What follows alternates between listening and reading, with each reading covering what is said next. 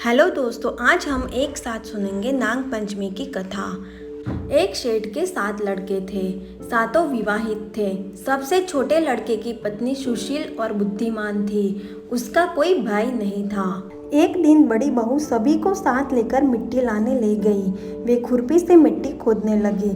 तभी वहां एक सांप निकला, जिसे बड़ी बहू खुरपी से मारने लगी। यह देखकर छोटी बहू ने कहा, इसने हमारा क्या बिगाड़ा है? इस बेचारे निरपराध को मत मारो। यह सुनकर बड़ी बहू ने उससे नहीं मारा। सांप एक तरफ जाकर बैठ गया। छोटी बहू ने उससे कहा, हम अभी लौट कर आते हैं, तुम यहीं रुकना, जाना मत। यह कहकर वह सबके साथ घर चली गई और वहाँ कामकाज लगने से भूल गई कि उसने सांप को रुकने को कहा है। दूसरे दिन याद आने पर वहाँ गई तो सांप वही था। वह बोली, मुझे क्षमा करना भैया, मुझसे भूल हो गई। सांप ने कहा, भैया कहाँ है तो छोड़ देता हूँ। आज से तू मेरी बहन है, जो इच्छा हो मांग ले। उसने कहा, मेरा कोई भाई नहीं था, मुझे भाई मिल गया। कुछ दिन बाद वह सांप मनुष्य का रूप लेकर बहन के घर आया और कहा, मेरी बहन को मेरे साथ भेजो। सांप ने विश्वास दिलाया कि वह उसका दूर के रिश्ते का भाई है। रास्ते में बहन को अपने वही सांप होने की बात बताई। सांप के घर पहुंचकर वहां का ठाट बाट देखकर हैरान रह गई। एक दिन सांप की माँ ने कहा, मैं एक काम से बाहर जा रही हूँ, तू अपने भाई को दूध पिला देना। उसने दूध दिया, वह गर्म था। सांप का मुंह जल गया। यह देखकर सर्प की माता बहुत गुस्सा हुई। सांप ने कहा कि बहन को अब उसके घर भेज देना चाहिए। तब सांप और उसके पिता ने उसे बहुत सा सोना, चांदी, जवाहरात, वस्त्र आदि देकर उसके घर पहुंचा दिया। इतना सारा धन देकर बड़ी बहू ईर्ष्या से बोले, भाई तो बड़ा धनवान है, तुझे अधिक धन लाना चाहिए था।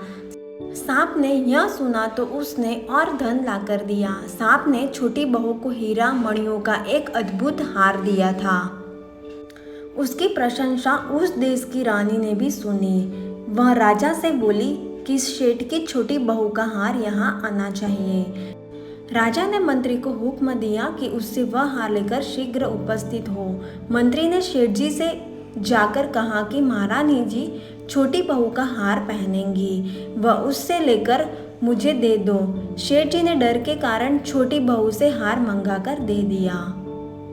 छोटी बहू को यह बात बहुत बुरी लगी। उसने अपने भाई को याद किया और आने पर कहा, भैया, रानी ने मेरा हार छीन लिया है। तुम कुछ ऐसा करो कि जब वह हार उसके गले में रहे तब तक के लिए सर्प बन जाए और वह मुझे लौटा दे, तब हीरो और मणियों का हो जाए। सर्प ने ठीक वैसा ही किया। जैसे ही रानी ने हार पहना वैसे ही वह सांप बन गया। यह देखकर रानी चीख पड़ी और रोने लगी। यह देखकर राजा सेठ के पास खबर भेजी कि छोटी बहू को तुरंत भेजो। सेठ जी डरते हुए छोटी बहू को साथ लेकर वहां पहुंचे। राजा ने छोटी बहू से पूछा, तूने क्या जादू किया है? मैं तुझे दंड दूंगा। छोटी बहू बोली, राजन क्षमा करे, लेकिन यह हार ही ऐसा है कि मेरे गले में हीरो और मणियों का रहता है और दूसरे के गले में सांप बन जाता है। यह सुनकर राजा ने वह सांप बना हार उसे देकर कहा, अभी पहनकर दिखाओ।